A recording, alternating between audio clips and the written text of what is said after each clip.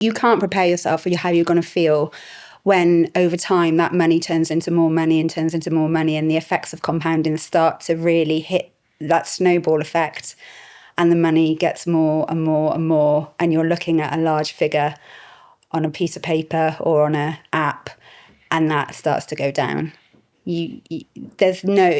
I've read so many books on the psychology of investing now as well. I've really tried to re-educate myself in recent years, and I'd like to think that I understand it well, but I don't think it matters how.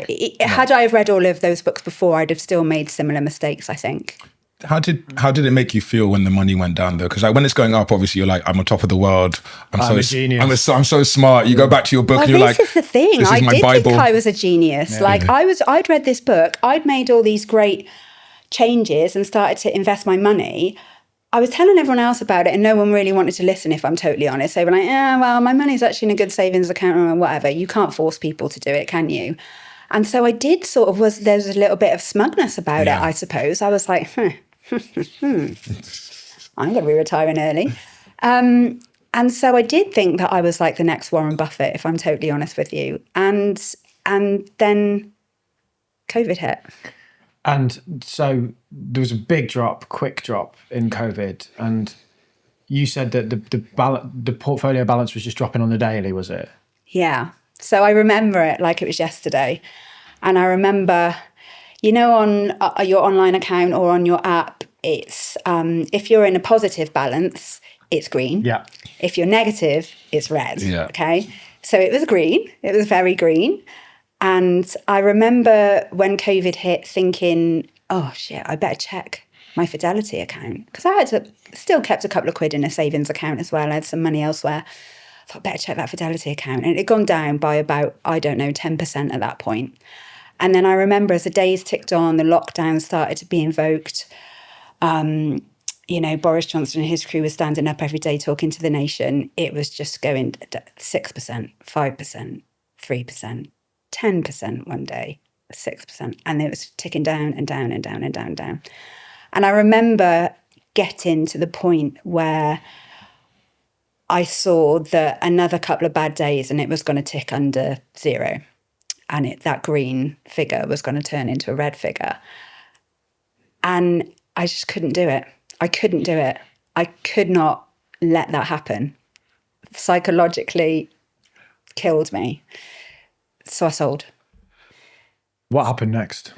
Because I know that recovery. Yeah. Like how quick it was. The quickest bounce Elastic back band. in. Yeah. How did that make you feel? Awful. So it's like the 7 stages of acceptance, of any sort of major, I'd hate to call it a trauma, but no, it's traumatic, and I don't not, because money is a big part of our lives. If someone robs like 10 grand out your bank account, that's a traumatic experience. And feeling that you're losing money and then doing the right thing and then realizing you've done the wrong thing, there's a lot of guilt and shame in that. And don't forget that the environment that I was living in at the time, it was unprecedented, wasn't it? We were all locked down. We were separate from our family and friends. I was alone. Yeah. I had other sort of personal things going on, and so I had all of the feelings and all of the emotions, and it consumed me. It consumed my mind for days and weeks that I thought I was brilliant. Firstly, I thought I was a brilliant investor. Secondly, I thought I was an even better investor because I protected that initial capital that I'd been feeding into the fund over the however many years, and all of the relief that came with that.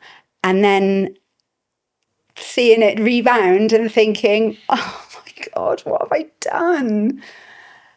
And having this money now sat in my bank account that's paying like 0.25% at the time, was it? You wouldn't have even got that in a standard savings account. Interest rates being at an all-time low. And I was just helpless. I didn't know what to do. And I was annoyed with myself. I was embarrassed. I felt stupid.